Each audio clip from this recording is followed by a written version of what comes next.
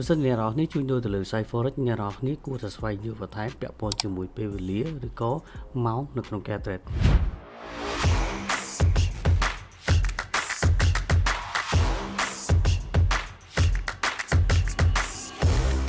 ជាទូទៅមាន trader ជាច្រើនគឺគាត់មានការពិបាកនៅក្នុងការ trade មែនទែនដោយសារតែពេលវេលារបស់គាត់គឺអត់មានភាពច្បាស់លាស់អញ្ចឹងធ្វើឲ្យការ trade របស់គាត់ជួបជាមួយនឹងរឿងប្លែកៗជួបជាមួយរូបភាពមួយដែលពិបាកនៅក្នុងការ analyze ខ្លាំងមែនទែនអញ្ចឹងនៅក្នុងថ្ងៃនេះគឺខ្ញុំនឹងមកប្រាប់អ្នកនរគ្នាថាតើពេលវេលាមួយណានៅក្នុងរយៈពេលមួយថ្ងៃរបស់យើងគួរ trade ហើយស្ថានភាពទីផ្សារម៉ោងណាខ្លះដែលវាគិតថាវាគួរថ្នាក់ហើយស្ថានភាពម៉ោងណាខ្លះដែរដែលយើងមិនគួរ trade ម៉ោងណាដែលយើងគួរ trade អញ្ចឹងមកស្ដាប់ខ្ញុំទាំងអស់គ្នាខ្ញុំនឹងមកប្រាប់អ្នកនរគ្នាអំពីបញ្ហាហ្នឹងអញ្ចឹងខ្ញុំអត់ចង់ឲ្យអ្នកនរគ្នារងចាំយូរទេខ្ញុំក៏អត់ចង់និយាយរឿងច្រើនដែរក៏ប៉ុន្តែខ្ញុំគ្រាន់តែចង់ប្រាប់អ្នកនរគ្នាថា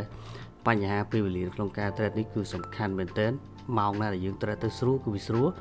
ម៉ោងណាដែលយើងគិតថា trade ទៅពិបាកគឺពិបាកហើយអញ្ចឹងយើងក៏ត្រូវដឹងថាមិនមែនយើងចេះ trade យើងចេះវិភាគគ្រប់ម៉ោងគឺវាសិតតែដើរតាម technical របស់យើងរហូតទេវាមានម៉ោងខ្លះពិបាកម៉ោងខ្លះវាញ៉ៃញ៉ៃ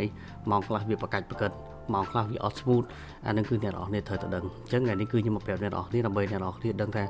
តើយើងគួរតែត្រៀមខ្លួនសម្រាប់ trade នៅពេលវេលាណាម៉ោងណាតោះបើចាំយូរទេចូល topic មកអ្នកនរគ្នាត្រូវដឹងថានៅក្នុងរយៈពេលថ្ងៃគឺយើងមាន session ក្នុងការ trade បើសិនជាអ្នកនរគ្នាអត់ទាន់ស្គាល់ session ទេខ្ញុំមកប្រាប់អ្នកនរគ្នា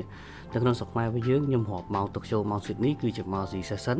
ហើយ London ហើយ New York session ចំពោះម៉ោង Z session វិញគឺខ្ញុំចាប់ផ្ដើមរាប់ពីម៉ោង6ព្រឹកឡើងទៅហើយបច្ចុប្បន្ននេះ London session គឺ start នៅម៉ោង2ថ្ងៃហើយម៉ោង New York គឺ start នៅម៉ោង7ល្ងាចណាឥឡូវខ្ញុំមកបញ្យល់អ្នកនរគ្នាសិនថាតើ session នឹងវាដំណើរការបែបម៉េចនៅពេលដែលយើងឃើញថា Asia session ឬក៏ London session ឬក៏ New York session open អ្នកនរគ្នាត្រូវដឹងថានៅក្នុងអំឡុងពេលដែល session open ហ្នឹងគឺយើងអាច trade បានឬក៏ដោយសារតែនៅក្នុងអំឡុងពេលហ្នឹង market គេ open ក្នុងអំឡុងពេលដែលវា open ហ្នឹងគឺ market គឺវាមាន volume បើសិនអ្នកនរគ្នាអត់ដឹងថា volume នៅឯគេទេខ្ញុំដាក់រូបឲ្យអ្នកនរគ្នាមើល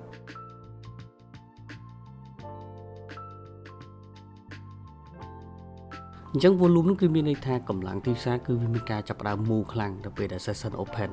អញ្ចឹងអ្នកនរគ្នាត្រូវដឹងថាឥឡូវនេះយើងចូលមកដល់មាន3 session Asia session London session ហើយ New York session អញ្ចឹងខ្ញុំនៅប្រាប់អ្នកនរគ្នាអំពីស្ថានភាព3 session ហ្នឹងសិនដើម្បីអ្នកនរគ្នាធ្វើការជ្រើសរើសបើតាមបទពិសោធន៍របស់ខ្ញុំបើសិនជាខ្ញុំកលេចទៅមើលស្ថានភាពម៉ោង Asia នៅក្នុងពេលម៉ោង6ព្រឹកឡើងទៅខ្ញុំឃើញថាម៉ោង Asia គឺវាអត់សូវមានការប្រកាច់ប្រកិនឬក៏មានការដើររញ៉េរញ៉ៃទេគ្រាន់តែថាវាអាចនឹងចំណាយពេលដើរយឺតបន្តិចក៏ប៉ុន្តែវាទៅតែមួយផ្លូវទេវាកម្រនឹងបែកឆ្វេងបែកស្ដាំវាកម្រនឹងទៅដល់តែ2ផ្លូវណាគឺពីព្រឹកមក6ឡើងទៅអ្វីត្បិតតែវាយឺតបន្តិចមែនក៏ប៉ុន្តែគឺវាដើរទៅតែមួយ direction ទេអញ្ចឹងសម្រាប់យើងជាអ្នក trade ខ្ញុំគិតថាបើសិនជាអ្នកនរគ្នាវិភាគត្រូវឬក៏យើងយល់ច្បាស់ពីទីផ្សារយើងអាច trade ពេលព្រឹកហ្នឹងគឺយើងអត់សូវស្មុគស្មាញច្រើនហើយខ្ញុំគិតថា technical បើសិនជាប្រើនៅពេលព្រឹកហ្នឹងក៏វាអាចនឹង work ច្រើនដែរក៏លេចទៅមើលម៉ោង London វិញ London ពេលខ្លះជួនទៅមាន volume ជួនទៅក៏អត់មាន volume ដែរពេលខ្លះ market move ខ្លាំងមុនម៉ោង London បើកហើយពេលខ្លះទៀតតទៅចូលដល់ម៉ោង London បាទទីផ្សារហ្នឹងមានការ move ខ្លាំងអញ្ចឹងបើយើងនិយាយមកក្នុងស្ថានភាពម៉ោង London វិញវាមិនទាន់ដល់ចំណុចមួយដែលថាពិបាកក្នុងការ trade ទេគ្រាន់តែថាវាអាចនឹងចំណាយពេលនៅក្នុងការមើលវាច្រើនមានន័យថាតម្រុំដែលយើងបានចូល trade យើងត្រូវចំណាយពេលច្រើនជាងម៉ោង C បើម៉ោង C វាអត់សូវចំណាយពេលច្រើនទេដោយសារអីបើយើងមើល technical របស់យើងត្រឹមត្រូវគឺយើងទៅមក flow ហ្មងទៅមក direction ហ្មងក៏ប៉ុន្តែ London វាបើតាមបទពិសោធន៍របស់ខ្ញុំពេលខ្លះវាសាហាវពេលខ្លះទៀតក៏វាមិនសាហាវតែបើសួរថាវាហានិភ័យខ្លាំងអត់សូវទេគឺមកល្មមយើងអាច trade បានហើយបើសិនជាយើងចូលខុសក៏វាមិនសូវខាតច្រើនដែរនិយាយរួមទៅម៉ោង London គឺមកល្មម trade បានមិនយឺតពេកហើយក៏អត់លឿនពេកដែរម៉ោង London start ដល់ម៉ោង2ថ្ងៃតែពេលខ្លះបើសិនជាដល់ខែដល់ឆ្នាំវាអាចនឹង start នៅម៉ោង3អញ្ចឹងទៅវារុញថយរុញទៅមុខ1ម៉ោងអញ្ចឹងណាក៏ប៉ុន្តែឥឡូវខ្ញុំនិយាយបច្ចុប្បន្នម៉ោង London គឺ start ម៉ោង2ឥឡូវយើងនិយាយមកដល់ចំណុចម៉ោងបន្ទាប់ទៀត session ទី3គឺ New York session ហើយពាក់ព័ន្ធមួយ New York session នេះបើតាមបទពិសោធន៍របស់ខ្ញុំអត់សូវធ្វើការ trade នៅក្នុងម៉ោង New York ច្រើនទេដោយសារតែខ្ញុំមានមូលហេតុជាច្រើននៅក្នុងម៉ោង New York តែខ្ញុំប្រាប់អ្នកនរគ្នាថាតើមូលហេតុគេខ្លះ ក៏ប៉ុន្តែអានេះវាជាការជ្រើសរើសរបស់ខ្ញុំទេសម្រាប់ការមិន trade នៅក្នុងម៉ោងញូវយ៉កក៏ប៉ុន្តែអ្នកនរអស់គ្នាអត់ចាំបាច់ធ្វើតាមខ្ញុំក៏បានដែរពីព្រោះអ្នកដែលគាត់ trade ផ្សេងទៀតអ្នកខ្លះគាត់ចូលចិត្ត trade ម៉ោងញូវយ៉កអញ្ចឹងណាគាត់ថានេះវាជាការសម្រេចចិត្តនិងការជ្រើសរើសរបស់ខ្ញុំទេដែលខ្ញុំអត់ធ្វើការ trade នៅក្នុងម៉ោងញូវយ៉កបើតាមបទពិសោធន៍របស់ខ្ញុំមើលនៅក្នុងអំឡុងពេលម៉ោងញូវយ៉កភាគច្រើនតាំងពីខ្ញុំ trade ពីយូរមកហើយខ្ញុំឃើញបទពិសោធន៍ខ្ញុំពេលខ្លះ technical វាអាចត្រូវពេលខ្លះអាចនឹងមិនត្រូវទីផ្សារពេលខ្លះវាអាចនឹងត្រូវទៅតែពេលខ្លះវាមិនត្រូវទៅហើយពេលខ្លះវិញគឺវាមានភាពប្រកាច់ប្រកិនច្រើនជួនកាលទៅប្រុចចឹងហើយមកវិញប្រុចចឹងទៀតទៅសាហាវមកវិញសាហាវអញ្ចឹងខ្ញុំអាចនិយាយបានថាម៉ោងញូវយ៉កគឺវា market manipulate ខ្លាំងមែនទែនដែលធ្វើឲ្យអ្នកនរគ្នាបើសិនជាមិនសូវ emotion ល្អគឺអាចវល់វែកដោយសារតែទីផ្សារនឹងវាក្លុកនិយាយស្រួលស្ដាប់ទៅផ្សារនៅក្នុងឡុងពេលម៉ោងញូវយ៉កបើសិនជាយើងចាប់បានគឺយើងចំណេញច្រើនតែគ្រាន់តែថាវាក្លុកយើងច្រើនដូចគ្នាតម្រាំតែវាទៅមួយផ្លូវហ្នឹងគឺវាលេងយើងអស់ច្រើនក្បាច់មែនទេតាមបទពិសោធន៍ខ្ញុំពេលខ្លះម៉ោងញូវយ៉កគឺពិបាកនៅក្នុងការសន្និដ្ឋានពិបាកនៅក្នុងការយើងចូលទៅភ្លាមគឺត្រូវភ្លាមកម្រសម្រាប់ខ្ញុំបទពិសោធន៍ខ្ញុំត្រេតម៉ោងញូវយ៉កពីច្រើនណាខ្ញុំចូលជឹក1 2ឬក៏ចូលដល់ទី3បានត្រូវអាទី1ទី2ខ្ញុំការ hit stop loss អញ្ចឹងខ្ញុំមើលឃើញថាម៉ោងញូវយ៉កវាមានភាពញ៉ៃវាមានភាពក្លុកច្រើនទទួលស្គាល់ថាបើសិនជាចូលត្រូវអាចចំណេញច្រើនតែបើសិនជាចូលខុសវាមិនធំខុសម្ដងវាខុសច្រើនពេក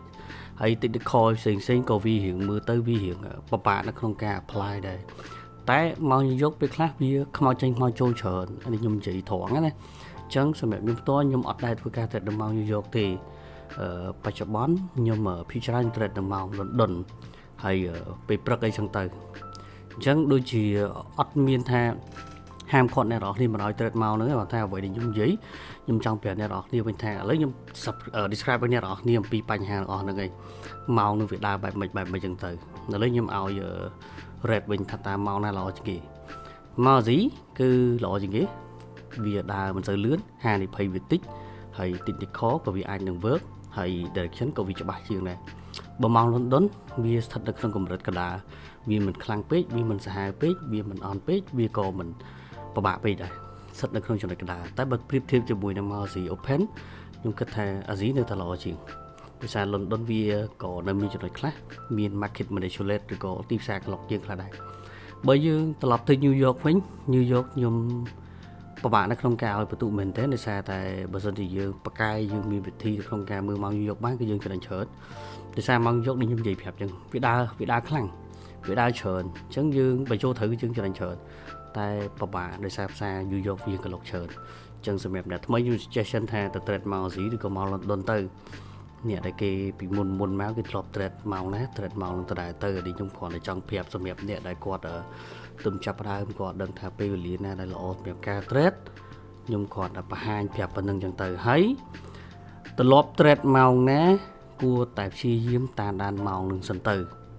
កុំម្ដង trade ម៉ោងនេះម្ដង trade ម៉ោងនោះដោយសារតែអា session 3ហ្នឹងអត្តចរិតវាមិនដូចគ្នាទាំង3ទេវាតែតែមានភាពខុសគ្នាហើយ